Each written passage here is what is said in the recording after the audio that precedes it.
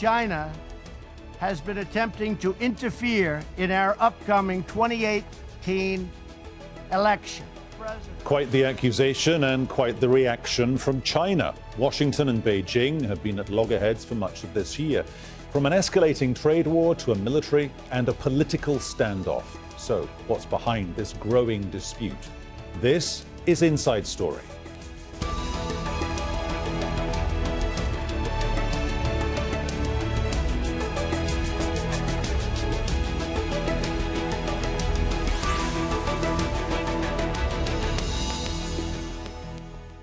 Hello and welcome to the programme. Today with me, Peter Dobbie. Now, the US President, Donald Trump, sitting at the head of the UN Security Council, was always going to be an interesting watch. It was an opportunity he used to go after Iran and to attack those who still back the 2015 Iranian nuclear agreement. But he saved his strongest accusations for China.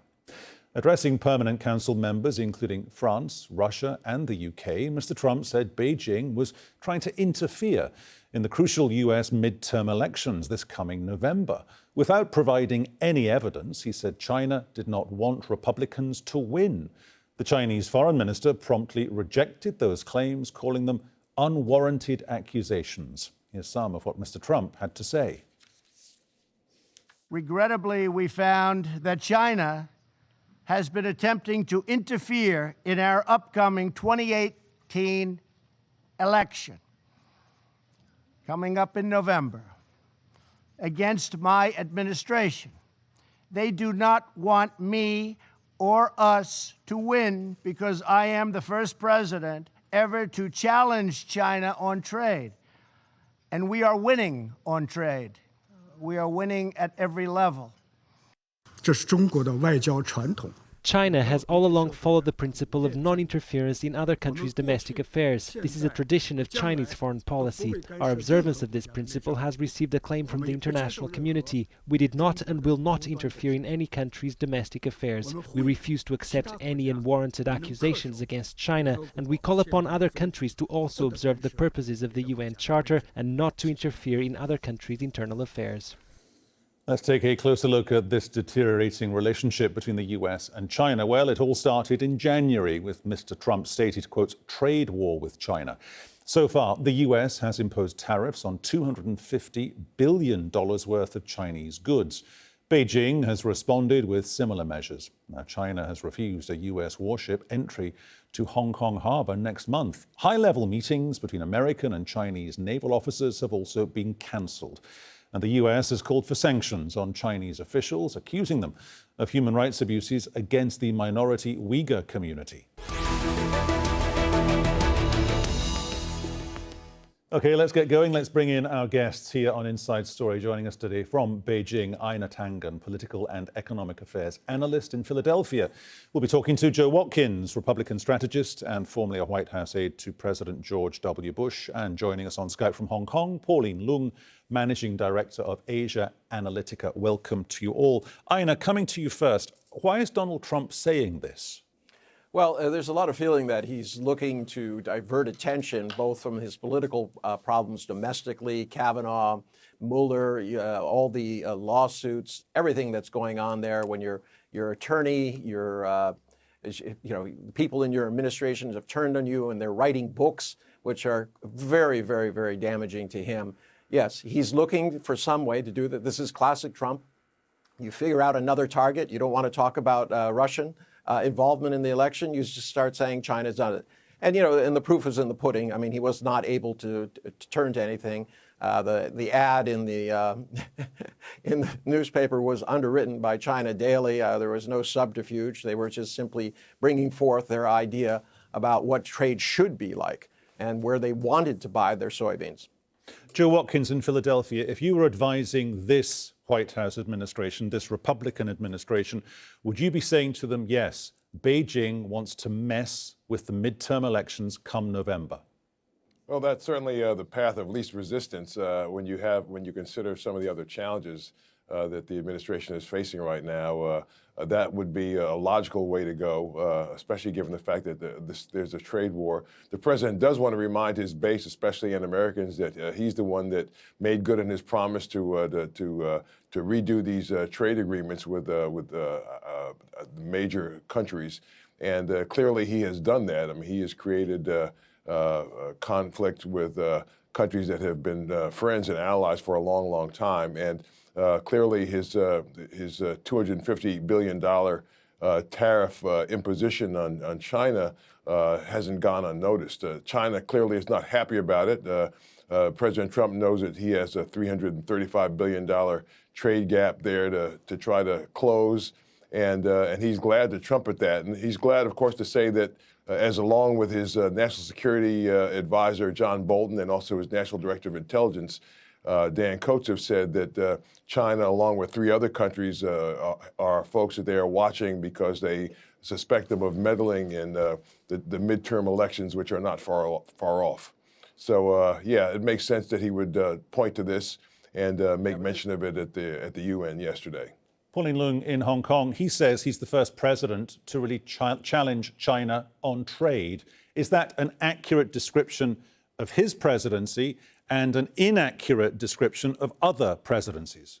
Well, what is unusual about this president is that he seems to be campaigning all the time, rather than having been installed as president at presidential. What is happening is that at the UN, he names China, but it's not about China at all. He seems to be talking essentially to his supporters back home. He is framing it as, if you support me, then you don't support China. If you don't support me, then you are supporting China. Well, no red-blooded American wants to be accused of supporting anybody but America. So it's a campaign ploy, as I see it. Joe Watkins in Philadelphia, there's a central contradiction or a dichotomy here, isn't there? He says he's the first president to challenge China on trade, and yet flip that around. He also says the trade war was already up and running before he became US president. It can't be both. Well, the president is known to make comments that later on are fact-checked. But nonetheless, he is trying to underscore his point, I suppose, at least by, again, reaffirming with his base that he's made good on his promise to start a trade war and that he isn't afraid to start one with China, especially to try to close that trade deficit gap that currently exists. And so he's made good on his promise. He wants the base to know that. Again, we're facing midterm elections where Republicans stand a very good chance of losing control of the House of Representatives. And now they stand an equally big challenge on the Senate side, where it wasn't earlier suspected that they might lose control of the U.S. Senate, but now Republicans could possibly lose control of the United States Senate as well. So, yes, the president has to talk to the base. He has to try to gin up support among Republicans and Americans who are going to be going to the polls in a little over a month to vote for members of the House and the Senate to say, guess what, you like what I'm doing, don't you? I'm doing this in the best interest of America. So that's his pitch. And he's reminding the voters of that by the comments he made yesterday. Einar Tangen in Beijing, you already mentioned the newspaper adverts. There was another advert in the Des Moines Register. That's crucial because that state has a lot of soybean trade, and that's one of the businesses in America that's being directly affected in a highly negative way because of this trade war with China. Putting the advert in the Des Moines Register, is that politics or is it trade? It's both. And quite frankly, the U.S., we've had a long, long history of doing that. I mean, what do you, Radio Free Europe, Radio Free China, all of these are propaganda entities that we use. Now, in terms of Donald Trump, he has a long history of vilifying people. Remember, he said Ted Cruz's father was involved in JFK's assassination. But the main point you should be driving here is everyone keeps talking about China stole jobs. China is stealing IP. There are cases, but I would, Joe, can you tell me, name off 5, 6 cases where, China has stolen IP as a nation, not business to business, just simply what has state-owned enterprises come and either taken jobs or taken IP? Pauline in Hong Kong, in theory, in about 3.5 or 4 weeks, the USS Wasp was scheduled to sail into Hong Kong harbour. That's where you're sitting right now. It's not going to happen. Is that significant? Yes, but it should not have come as a surprise to anyone. This so-called trade war has never been just about dollars and cents, who is buying more from whom. Basically, I see this as two economies in a race for global dominance, technological dominance, trade dominance, and suddenly it's spilling over into everything else. And I see the coming of not so much a Cold War, but the beginning of an ice age between two nations where they keep picking on each other. So, no, I'm not surprised that the warship isn't coming to Hong Kong.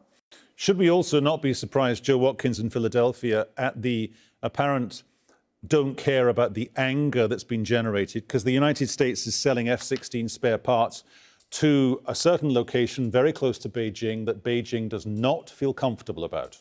Well, the president is somebody who has a history of going hard against a country and a country's leader and then turning around and befriending them.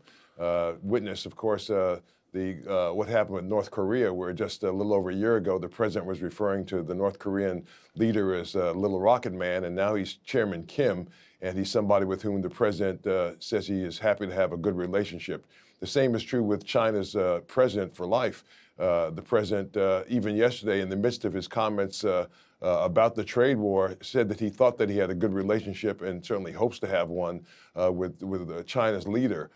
So the president oftentimes uses these trade wars and other conflicts, military conflicts and disagreements, as a way to bring his trading partners to the table to negotiate. And don't be surprised if the president at some point goes back to the table and has significant discussions with China and then comes to agreement with China on what he would consider to be a fair agreement. But oftentimes he uses these conflicts as a way to bring his adversaries for the moment to the table. And with him, nobody's a permanent adversary, and I suppose nobody's a permanent friend. So the people with whom he may be fighting today could well be his friend tomorrow. Joe, you seem to be saying what we've heard before commentators say about Mr. Trump. And can I just turn that around and put that point to you, Einar? When he said this about China allegedly wanting to or is actually meddling in the coming US midterm elections, even his own people were quite surprised by that.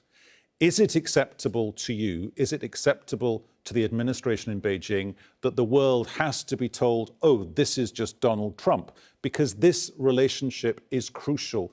Fiscally, economically, politically, diplomatically, it will continue to be crucial for at least another, political generation, 20 or 25 years.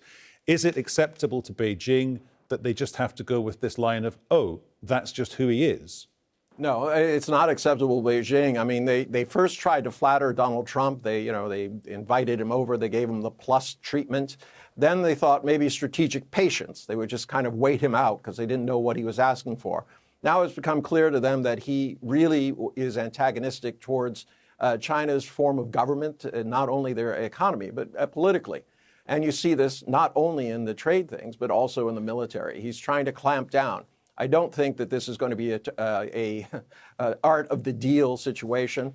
And I think that myth is slowly going away. Anybody who watched his presser yesterday and saw him go on for an hour and 20 minutes, almost incoherently at times, I don't think anyone thinks that he's fully in command of the economic facts or the political ones. So how is all of this Trump talk being portrayed in China itself? Adrian Brown, our correspondent based in Beijing now, takes a look at the Chinese media's take. Well, here in China, most people, especially the young, get their news from social media and online. But there remain two pillars of the media establishment, two traditional pillars. That's the People's Daily newspaper, very much the paper of record here in China, and the main 7 o'clock news on state-controlled TV that's watched by more than 600 million people every evening. Now, so far, these two outlets have been fairly restrained in the way they've been reporting the deepening fracture in relations between Beijing and Washington. That's because several weeks ago, an instruction came from the leadership saying that basically the media in China should not use insulting language when reporting on President Donald Trump, not to use the same sort of language that he's been using about China. That's the situation domestically. Internationally, it's slightly different because China has an English language overseas network that's seen, right around the world, as well as the United States, where it has a major broadcast center. This enables, of course, China to talk directly to, Trump's supporters. And China's also been, basically buying advertising space in provincial and regional papers in places like Des Moines in Iowa in the United States, papers that are read by farmers, so that the Chinese government is able to talk directly to these people. And that's what has so upset President Donald Trump. Also in the United States now, the China Daily newspaper has a US edition, and that's essentially free, and it's handed out at train stations, and it's available in all major cities across the United States. This is what's known as soft power, and right now that soft power is in overdrive. Adrian Brown, Al Jazeera, for Inside Story in Beijing.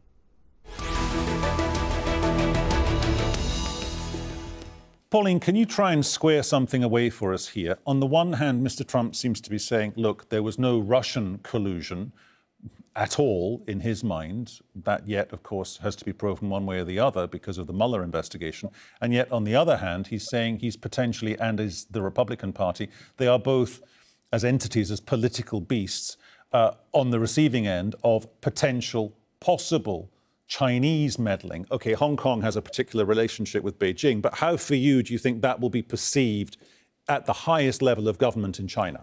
Basically, I think China has discovered that you cannot take Donald Trump's words literally to base your policy decisions on, because he seems to, for him, words mean what he wants it to mean and not what most people think that they mean.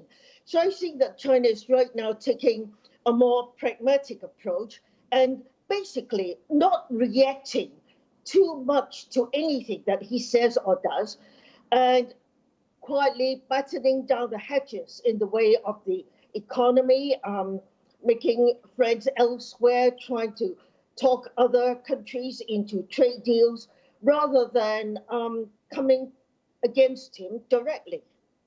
Joe Watkins in Philadelphia.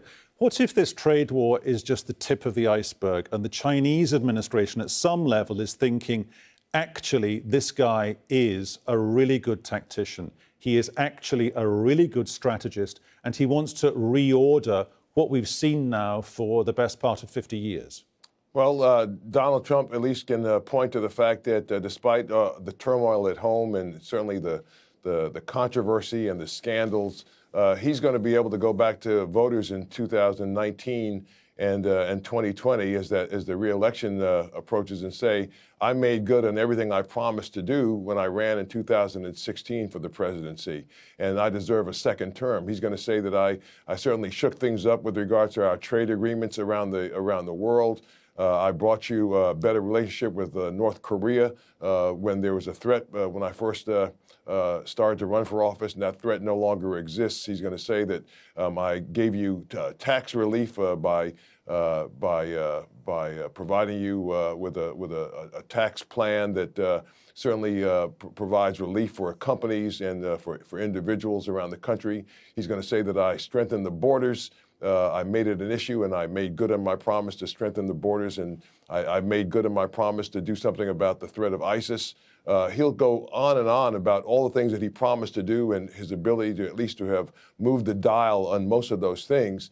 And that'll be a powerful story for Americans, because as long as the economy in the United States, the rate of unemployment remains under 4%, and and the economy is relatively strong, he's going to have a very persuasive point to make, notwithstanding all of the controversies, the lawsuits, the scandals, the tweets that have gone awry. Despite all that, he'll have a very strong story to make.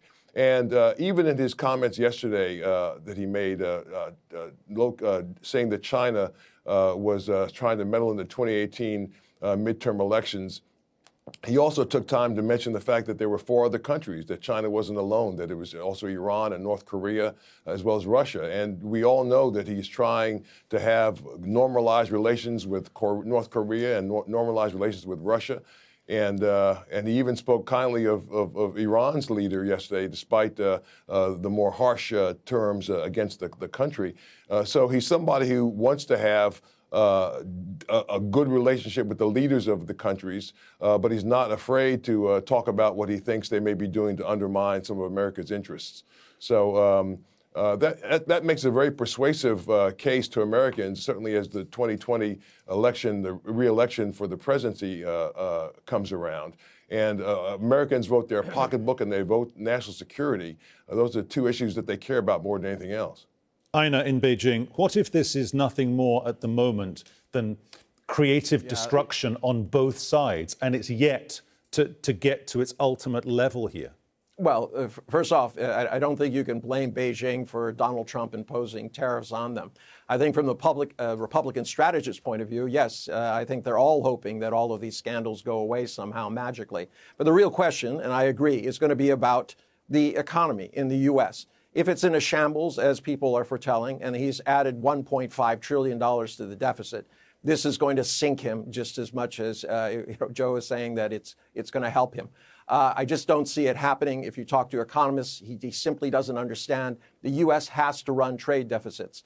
The dollar hegemony as the world trade currency, if we did not run deficits, it would literally dry up all of the liquidity around the world where people were using our dollars. It's part of what was envisioned in 1973.